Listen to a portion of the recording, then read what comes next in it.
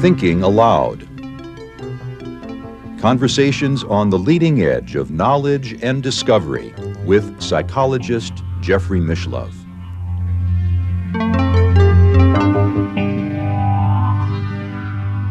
Hello and welcome. I'm Jeffrey Mishlove. Today, we'll be exploring the role of Greek philosophy in the history of early Christianity. With me is Pierre Grimes, a philosopher, author of Philosophical Midwifery and a Dialogue in Heaven between Jesus and Socrates. Welcome, Pierre. And I want to mention that Pierre is also the founder of the Noetic Society. Welcome. Thank you. It's good to be with you once again, Pierre. Pleasure indeed.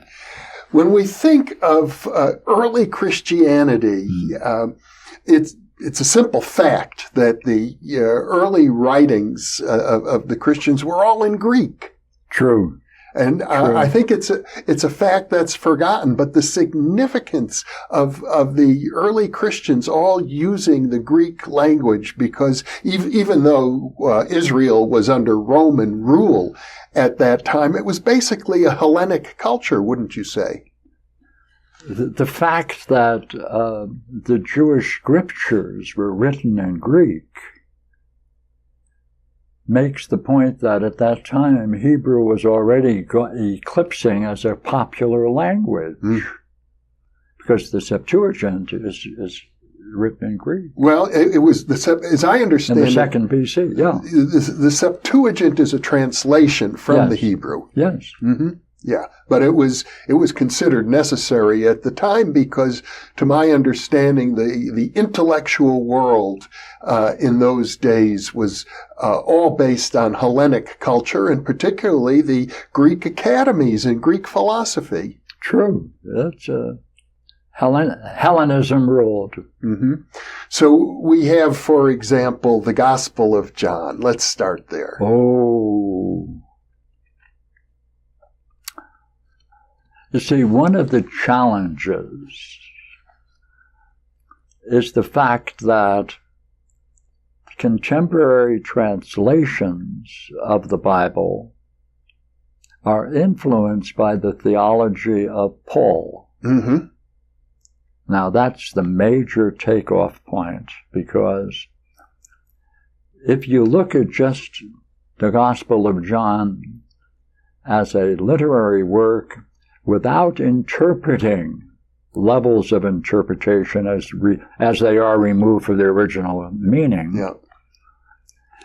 the actual Greek in the Gospel of John is filled with the idea of self, logos, divine illumination.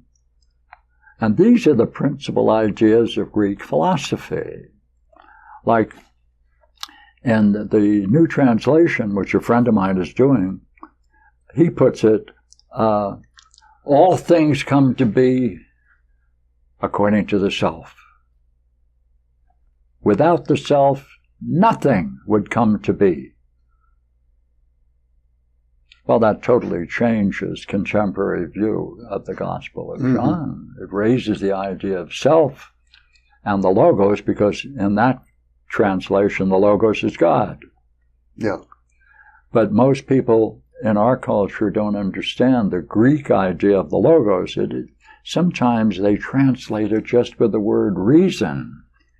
Well, the translation that I think I'm familiar with is word. In the beginning was the word. But see, that diminishes it. Yeah. See, for Greek philosophy of the Platonic origin, the experience of divine illumination, the most brilliant light of being, is itself intelligible on the highest principles. Yeah. Inherent within it, that intelligibility, that's the logos. So therefore the logos is God, because that divine luminosity is a manifestation of God. That's the way they call it. So that idea is Greek, and it plays a heavy role in Christianity if one wants to look at it directly. But we're so engulfed with these translations that do not represent the actual simple translation of the Greek. Mm-hmm. It becomes obscure and unknown. Well, when we think of Greek culture, you were explaining to me earlier that the phrase, which I thought was attributed to Socrates, in fact, a recent guest on the program said as much, know thyself. Right. You point out that it is much more ancient even than Socrates or Pythagoras, to whom it is also credited that it was inscribed on the temple of Apollo. Right. Long before the origin of philosophy itself. You see, that's so correct, because the role of the self in Greek culture is hidden. I called it the great betrayal. Because in Homer, the use of the word self occurs over 500 times, but it's not translated. Yeah. So therefore, for a Greek living at that time, or being Greek for the 1,000 years or more, let's say 1800 to 500, 1,200 years of the influence of Homer, they saw again and again reaffirms the idea of the self. Well, let's talk about what that word means, because in English, there are many, many uses of the word self. Right. And you're using it in a very particular way. Yes. You see, I'm really not a philosopher in one way. I'm a philosophical midwife. Mm-hmm. I spend a good part of my daily life working with people who have problems. Mm-hmm. Use the same method again and again. What we find in every case is a false belief about the self as the origin of all disasters and personal sufferings. What does that mean? That means, to me, that there must be something about the self that if you misunderstand it, it is at your peril. Because the consequences of it are going to be your suffering from misunderstanding the self. So, as I became involved in this again and again, and seeing the drama, personal drama repeat itself hundreds upon hundreds of times, the issue has to come up with what is the power of the self, that you can't mislabel it without getting into dire consequences. Mm-hmm. So with that hunch, I have some very wonderful friends who are heavily involved in Greek, and I said, look, we're missing something. We're missing the role of the self. Well, luckily enough, in our Noetic Society, we have people who are well-versed in classical Greek. They took that challenge. Yeah. And now have done a variety of translations where the self is used and they're judiciously putting it where it belongs. And you find that it's used over and over again hundreds of times. Hundreds of times. In Homer and in Plato and Proclus and in the Gospels. Now, I'll go back to your question, about the self.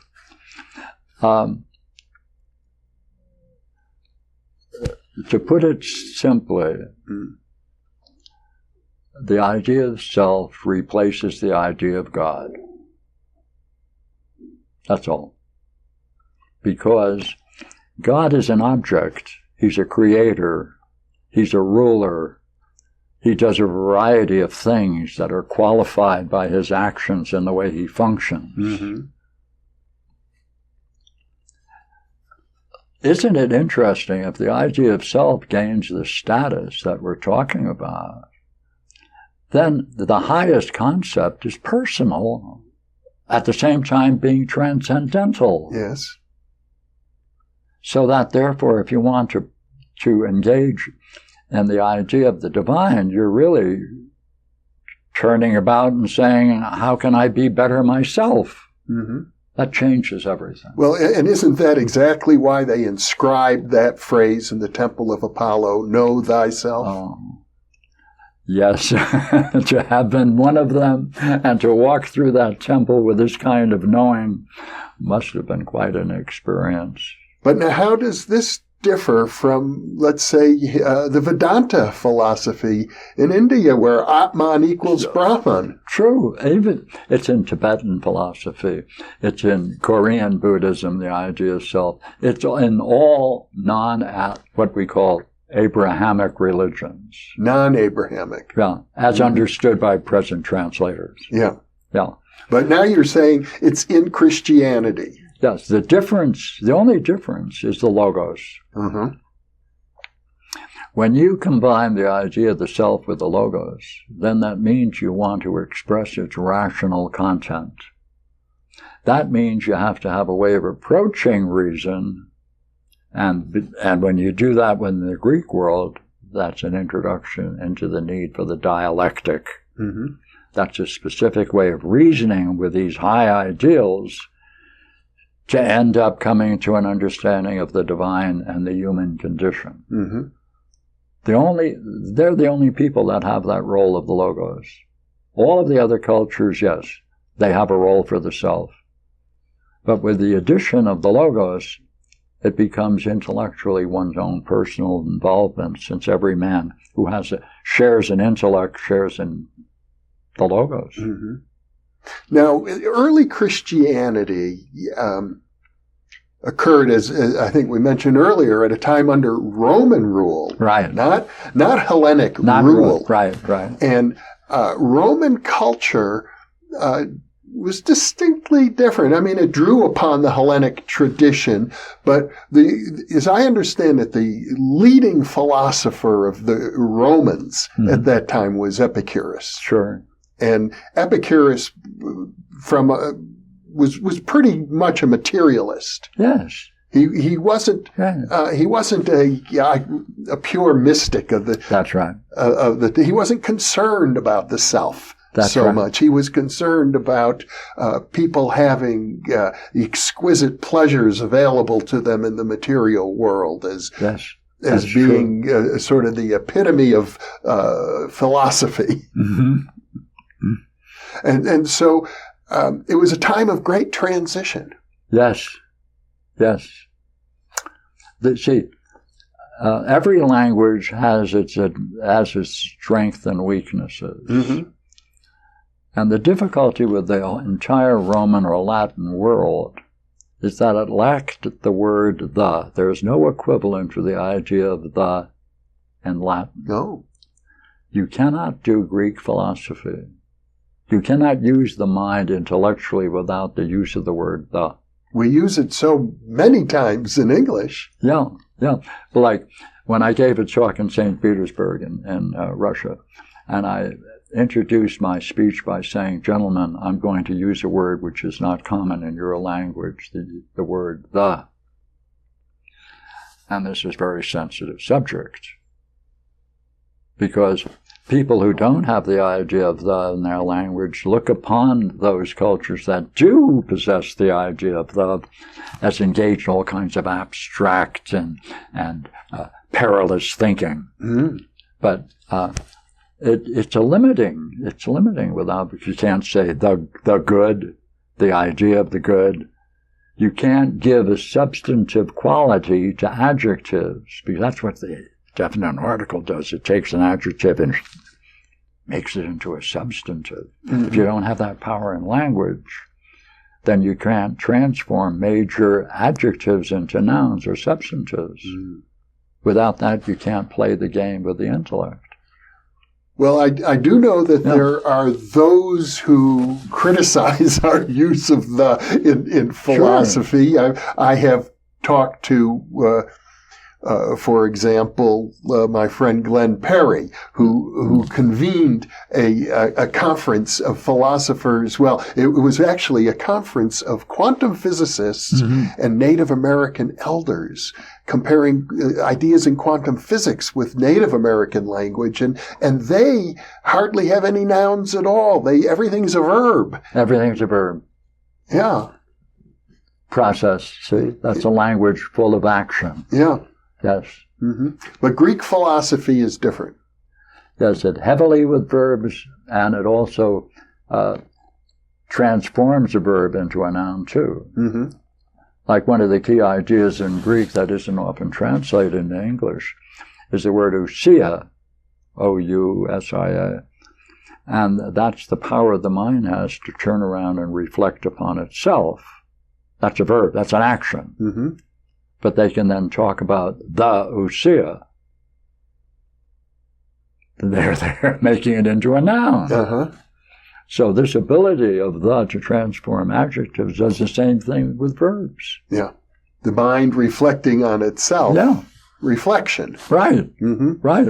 Which is sort of the essence of mental processes, reflection.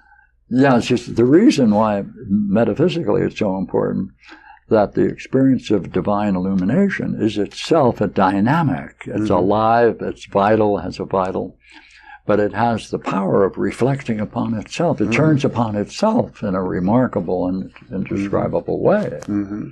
So that's inherent, that ousia is inherent in the highest vision of reality, which we share in our own lower level of reflection upon ourselves and about other things. Mm-hmm. But what happens? See, it all started with Parmenides' teacher, Xenophanes. Xenophanes said, it's the whole that sees and hears and thinks. What does he mean by whole? Well, many people that we now have fragments of what they thought because we don't have the whole of their writings, but their thought was captured by later thinkers so we can pull it out and say it. Many of them said, what he means by whole is the mind. Right, then it's the mind that sees and hears and thinks. Yeah. Some came along and said, excuse me, self. What does that do to it? It enlarges it. One assumes that the self is more than just the mind. Right. That's the big step. Yeah. From mind to self is a jump in Greek thought. And that characterizes what they call Platonists. That is current. See, one of the most remarkable discoveries is the Nag Hammadi library. Yes. Because now we have, many, many different Gospels. Early Christian texts. Very early that Christian were Gospels. Preserved. Yeah. And then if you read the Gospel of James or the book of James, you're suddenly confronted with Greek philosophy in its entirety. The need to know thyself. The need to experience the brilliant light of being. The idea of the Logos, it's all there. But you know what's missing? Resurrection, forgiveness of sins, all of the Pauline doctrines are not there. In the original Gospels as found in the Nag Hammadi library. Right. And as I recall, what you explained to me is that all of those Gospels end at an earlier point than the interpretations that are common today. Well, see, the issue of dating is still going on because so much is at stake. Because, see, Paul dies at 57 A.D., right? The first gospel, Mark, there's arguments about minus and plus in all of these judgments because there's arguments about it. But what I think is the latest view is 78. Some people are pushing it to 80 A.D. The latest date of the origin of those the all Gospel four of Mark. Gospels. No. Just Mark. Mark is the first. Mark. Yeah. Origin of Mark. Yeah. Somewhere around 78, 80 right. A.D. Right. And John is close to 100. 90 something, depending upon who you read. Yeah. And the writings of Paul are all earlier. Yes, he died at 57, so he did his work, what are called the 7 letters, during his conversion trips, as he made 3 of them throughout the Near East. Yeah. So it's natural then that the Gospels that came later would be interpreted in the light of the writings of Paul. Yes, you see, Christianity is not really Christianity. See, wait a minute. What does that mean? What does that mean? We got to unpack that. Okay, look here. The central doctrine of present-day Christianity is not Gospels. It's Paul. Mm-hmm. What makes Paul distinctive? The justification of faith. It's because of Jesus died for your sins, that therefore your sins can be abolished, and upon your death, if you have faith, you gain heaven. Mm-hmm. There's only one difficulty with that. You can't find that. Literally, you cannot find that in the Gospels. In my early years, I had a great interest in Catholicism. I was raised as a Catholic altar boy. When I came into Greek thought, after World War II, I got into college and did some Greek. It disturbed me to discover the differences between the Gospel and Paul. Yeah. So I went around to different Catholic priests and I said, "Look, gentlemen, I have a question. I don't want to stir up controversy in any way. I just have a simple question. I can't find what's principally said in the letters of Paul in the Gospel of Mark, and he's the first Gospel." Well, wherever I went, I got pretty much the same answer, which is, Pierre, you can't design a religion out of the Gospels. That's why we go to Paul. Yeah. Well, then Christianity should be called Pauline. Paulinism. Paulinism, which is probably an accurate interpretation. Yes. See, the question about Mark is so intriguing, is that all of the earliest Gospels that we have recovered, all came into existence around 350, 375 AD. Mm-hmm. There are basically 5 of them. After the Council of Nicaea. Yeah. Mm-hmm. Yeah. And in every case, the Gospel of Mark ends at verse 6, chapter 16, 8. In the earliest, you're talking about in the Nag Hammadi. Yeah. No. All of the Gospel of Mark ends at 16:8, according to 5 of the most ancient texts. Okay. Therefore, where did the additional 12 come from? Because today's versions go to 16:20. Those are the claims for resurrection. Mm-hmm. Those are the claims that support a Pauline doctrine.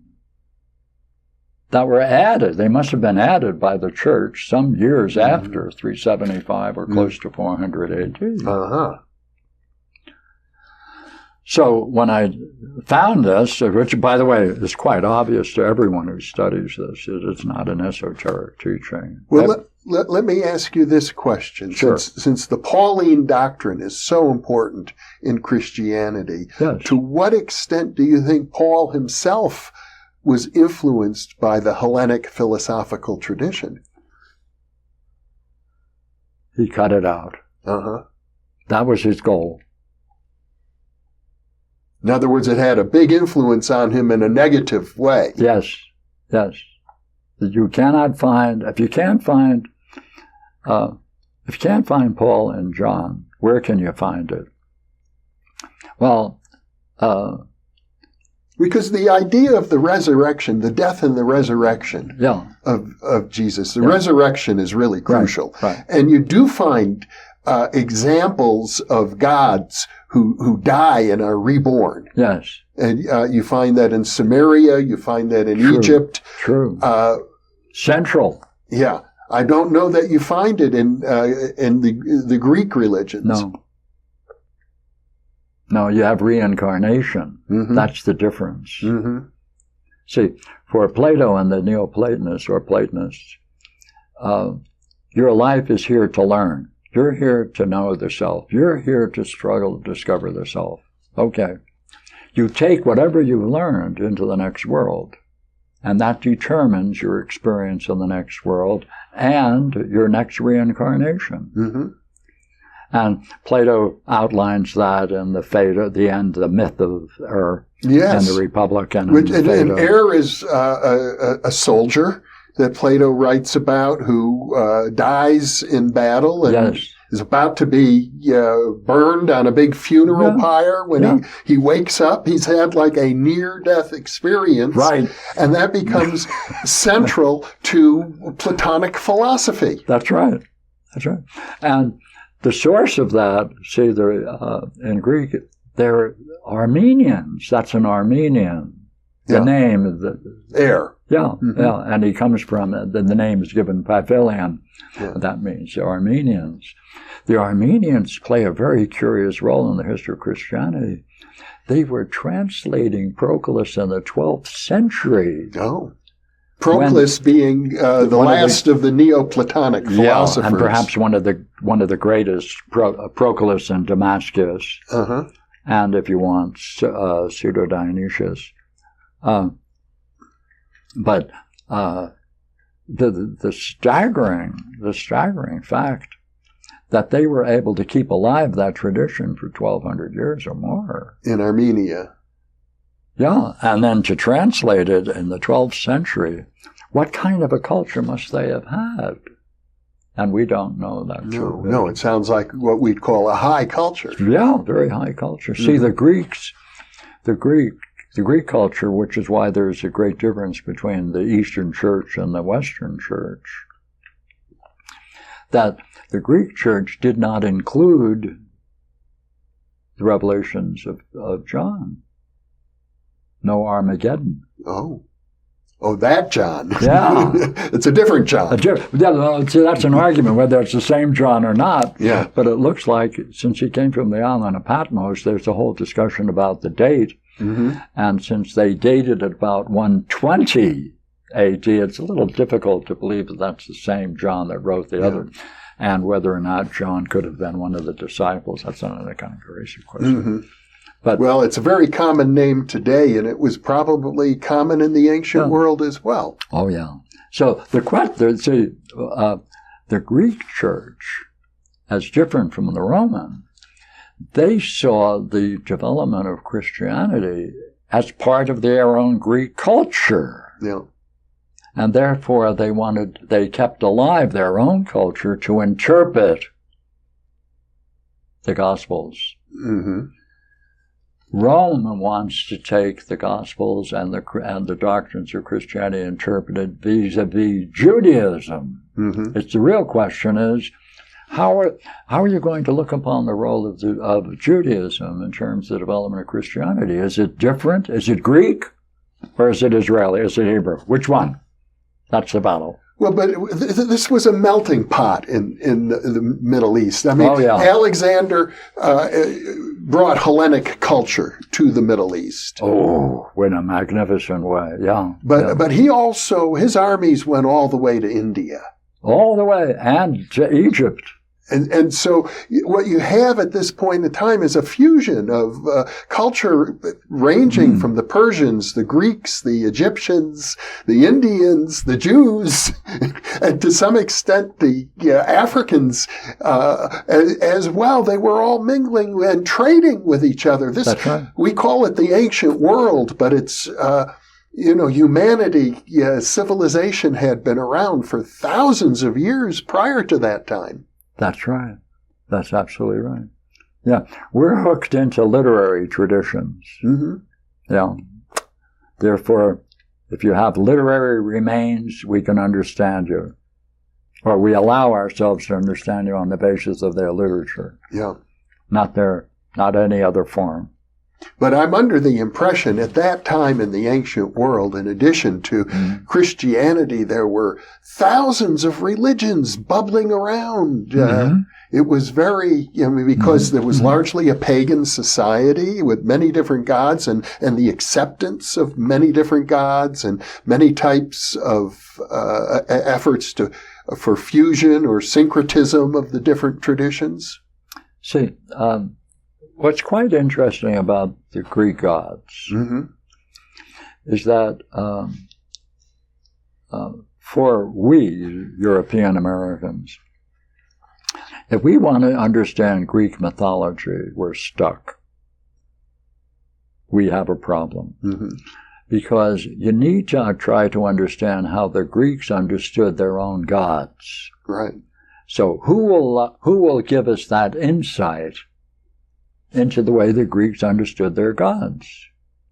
Well, Plato uses them, right? Plotinus refers to them every once in a while, right? And etc. Who's the one spokesman who can talk about? Well, of course, Homer wrote a lot about the gods. Right. Yeah. So it becomes a rather interesting issue. There's one book by Proclus. Now, he lived at 470 AD, see, and was the head of the Plato's Academy. Mm-hmm. And he did a work called The Theology of Plato. Yes. Now, if someone wants to understand Plato, he's the spokesman that brings together 1,000 years of development of Platonic thought. Mm-hmm. And he lays it out in this way. If you want to understand the Greek gods, it's important to recognize that each god represents a principle. What did you say? I said each god represents a principle. That principle, therefore, can be unpacked, mm-hmm. since it then becomes a metaphor, and it can then take on a form. It can then be personified by one of the names of these gods. Yeah.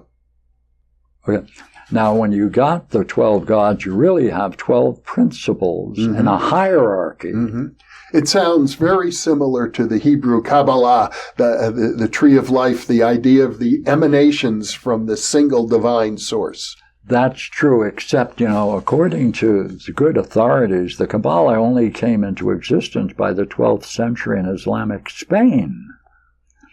And there are many writers who want to attribute the Kabbalah to ancient Jewish tradition. Right.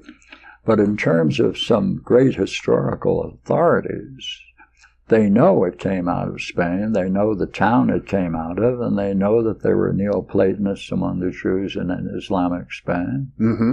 And that's its origin. Mm-hmm.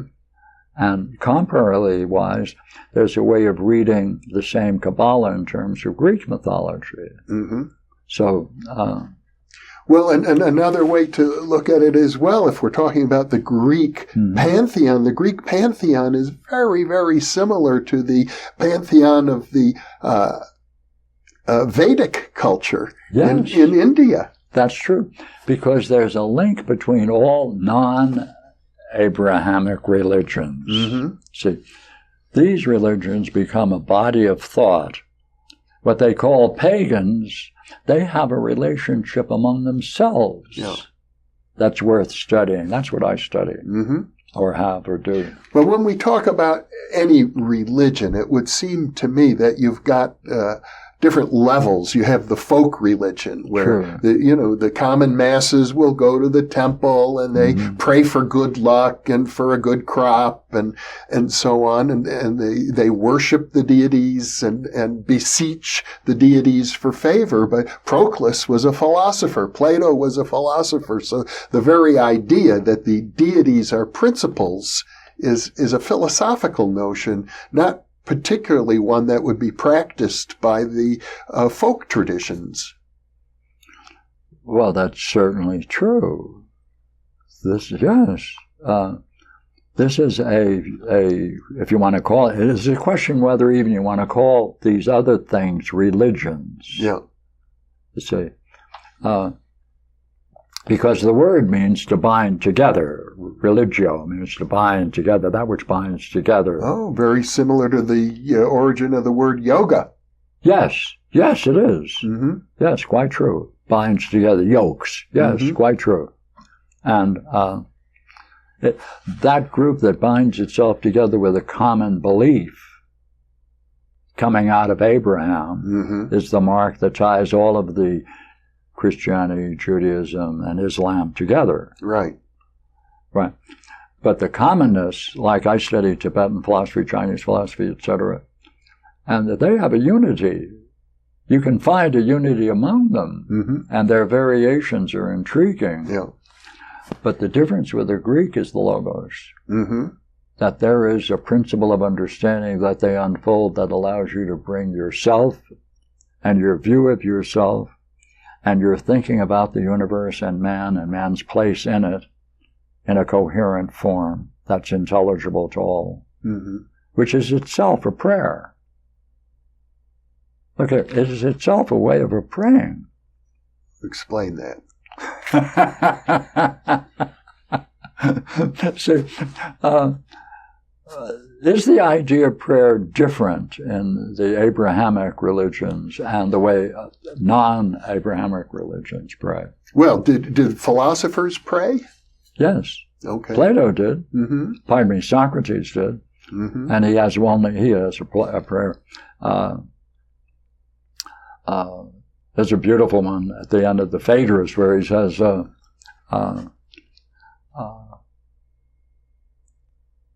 he said, "Let it be that I am only as rich as only as rich and have only as much gold as a poor man needs to survive." Pardon me, is that a prayer? Well, it could be, sure. But it isn't.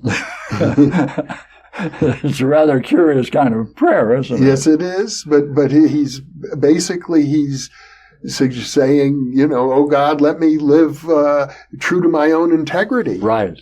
That's different than often the way in which prayers are discussed and prayed in today's world. It has more of a philosophical quality to it. Right. Right. Absolutely right. Yeah.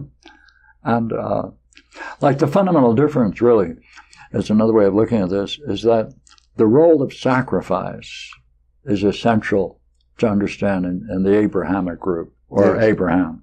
That sacrifice, Abraham so feared God that he was willing to sacrifice his son on an altar that he built on top of this little mountain, right? Yes, that's central to all the Abrahamic traditions, and people usually identify it with the notion of obedience. Yes, but the Greek is not. It's Prometheus. Who challenged the gods. And it brought to man the gift for his survival. Now, like, we really need the myth of Prometheus. For what reason, see? Because Prometheus then gave man the tools that allowed him to be free of labor. What does that mean? Have we reached the point in our culture where there should be a guaranteed annual income to free man from labor? Not quite. No, but that would be following the Prometheus legend. Yes, well, I'm sure it's discussed because there is the suggestion that at some point in the future we'll have robots to do all the labor. And therefore it's going to happen. We're going to have to find ways of dealing with all our leisure time. That's right.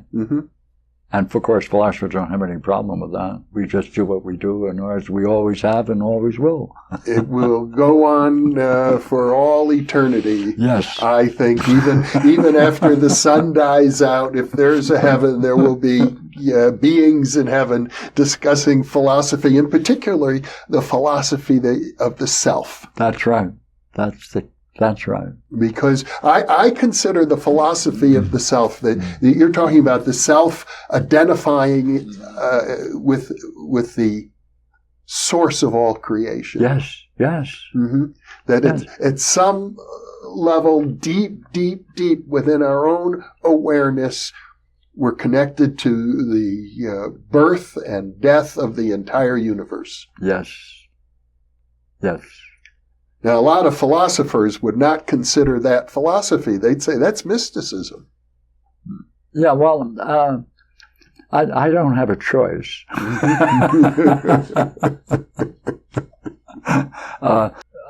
I think Mortimer Adler coined it and expressed it to me in a very beautiful and simple way. When he created the 100 Great Books, he added a volume of his own called The Great Conversation. And in it, he says, the reason we don't include different traditions or different cultures in the 100 Great Books selection is because all of these people are involved in an ongoing dialogue among themselves. That's the reason he is not going to introduce in his 100 great books anything other than that kind of ongoing dialogue. In other words, the Western intellectual tradition. Right. He's basically saying, yes, there is a Chinese tradition, a Japanese tradition, but it's not part of our conversation. That's right. Mm-hmm. That's the principle. And see, actually, Europe really, I think, emerges from Bacon, when Bacon said, you have to have a new idea of knowledge. Knowledge is power. And the way to get that power is you have to subject nature to torture. You have to torture her to make her discover and to reveal her secrets. Yes. A very unfortunate turn of phrase. But that's what the word experiment means. Uh-huh. Is that right? Well, what do we do when we experiment with animals? We torture them. Yeah. To make them reveal. But is that secrets. part of the etymology of the word experiment? If it isn't, it should be. Well, to come back to our topic a little more directly, I think we need to discuss the figure of Jesus when you talk about early Christianity. After all, even though it's largely a Pauline doctrine, even Paul makes Jesus somehow central. Actually, he makes himself more central. I once made a study of Paul, and I think it's fun to do. Take the beginning statement of every one of Paul's letters, and he's really proclaiming himself as a disciple of God, not Jesus. He never quotes any of the Gospels. Well, they were written. No, but if the Gospels represent in any way what Jesus said. And I know this, scholars do believe that at one time there was a book that people had collected the actual sayings of Jesus, and that the writers of the Gospel had access to that book and drew upon it. Yes, that's called Q. The common material that can be found in the Gospels apart from John. Yeah. Right? It's called Q, and it's dated about 50 A.D. Yeah. By the way, wouldn't it be interesting to know that Paul does not quote one of those sayings in what is called Q at all? I see. Very interesting. Yes, that is interesting. I didn't know that. Yeah. See, the Roman Church has directed all of their thought to correspond what they see as the implications of the Pauline doctrine. I think it's time for a new, fresh look at Christian doctrines, and if we mean by that all of the Nag Hammadi Gospels and reports, a new, beautiful new translation of what should be the New Testament Gospels, and sit down together and form what would be a coherent and meaningful doctrine that's central to Christianity and reflects the essence of their texts. That's what they need. Well, isn't that... like they're having a problem with their church, pardon me, with their priests. You're saying they're having much deeper problems. This is much deeper. The problem with the priests may be a result of errors that were made in theology 2,000 years ago. That's right. Well, you wrote a book called Jesus and Socrates, A Dialogue Made in Heaven. Yes, that's true. And in that book, as I understand it, what you're really claiming is that there's an enormous kinship between Jesus and Socrates. That's right. Yeah, but that's because they're dialoguing in heaven. And therefore they can reveal what they think to one another. Yeah. Yes. And that was overheard, and it was passed on to me. See, when I write, I recognize that I haven't developed a good memory. Like the Greeks loved to develop memory. That was one of their great virtues. The art of memory. Right. Yeah. I mean, that's what Homer was largely passed down an oral tradition by memory. That's right. Yeah, for at least 400 years. Yes. So when I write, it's so that later I can reflect on it. Mm-hmm. So these are my reflections, you see. Mm-hmm. So I did this work, which may be published, called Return of the Gods. But it's like 700 pages. Mm-hmm. And I started it 40 years ago. And they're my notes, my philosophical notes. I just put them in. And about 4 or 5 years ago, someone said, well, why don't you bring them all together? And I said, oh my gosh, what a task, because I didn't organize it to be published, but they're my reflections. I put them together. By the way, with help from others, because it turned out there were maybe 30 versions of it. I used to wake up at about 2 a.m. and do a couple of hours of work, then go back to bed. And that was my style. And so the Return of the Gods is a view of Hermes and Hephaestus are sitting together in heaven looking down at earth, and they're saying, we got a mission from Zeus to see whether mankind should survive or not, because what he's doing is going to destroy everything. So we're sent down here to see whether we should wipe out the race of man to save the earth. And that's the Return of the Gods. So they make an analysis of what's going on. And their final report is, of course, is to see whether or not mankind can survive or should survive on the highest principles. But I wrote it because I like reflecting, and I use my own writings to reflect upon. Like this morning, I was enjoying going over that Socrates and Jesus. Yes.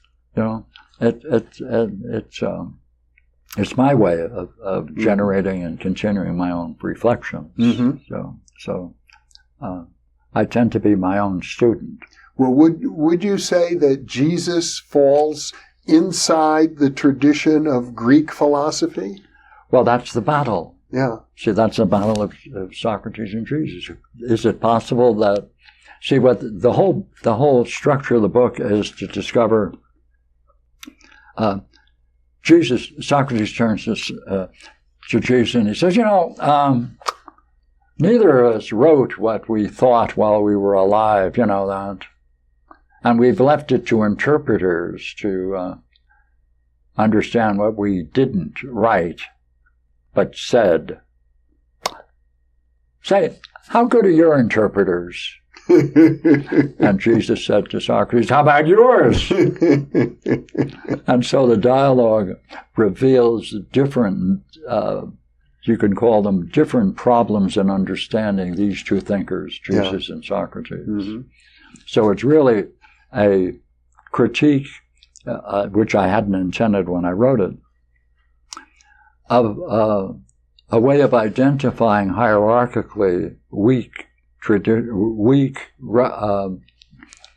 I would really call an analysis of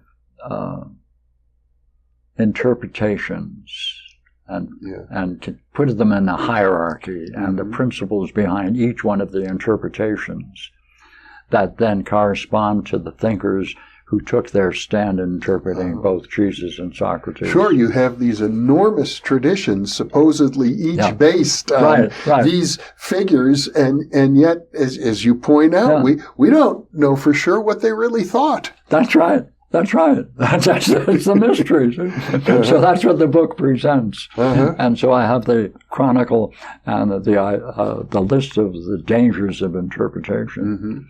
And the goal of the dialogue, of course, in the end, is to see whether or not they can both shake one another's hands and say we agree with one another. But how it ends, I'll leave to the reader. Well, as I understand, and I'm not a Christian, I've never been a Christian, I have a great interest in Christianity, naturally, but didn't Jesus suggest something like if you listen to what I'm saying, if you follow these teachings, you should be able to do healings and miracles as I do, and even greater things than this. And the idea that when Jesus expresses his own identification with the Father, that he's suggesting that same identification is available to those who follow his teachings.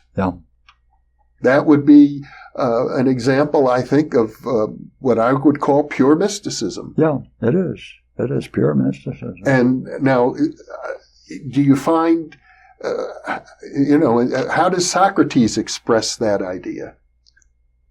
Well, or Plato? Yeah, well, so yes, you're quite right by making that reference. You see, are we dealing with Plato? Are we dealing with Plato's understanding of Socrates, and how good is how good is Plato's understanding of Socrates is one of the issues in the dialogue. And by the way, Plato gets a low grade.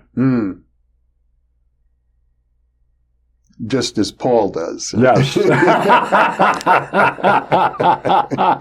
And they're contrasted. Uh-huh. And why they're contrasted and given such a low grade is the subject of the work. Mm-hmm. Yes. Mm-hmm. And